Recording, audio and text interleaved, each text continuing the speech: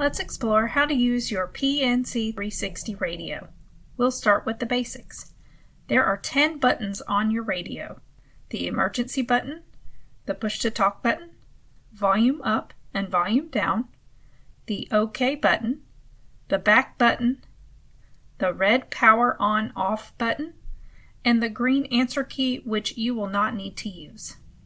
To wake up your radio, press any key on the front of the radio or the push-to-talk button on the left side. To start a call, press and hold the push-to-talk button and then talk into the radio. Let go of the button when you are done talking. To change the channel you are talking on, use the up and down arrows to scroll to your preferred channel. Press the OK button within 3 seconds to set as standby.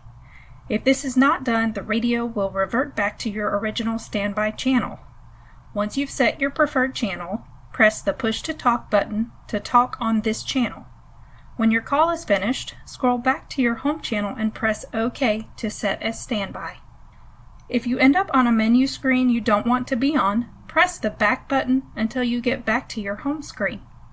If you end up on the settings screen, press the down button one time or the push-to-talk button to get back to the halo screen.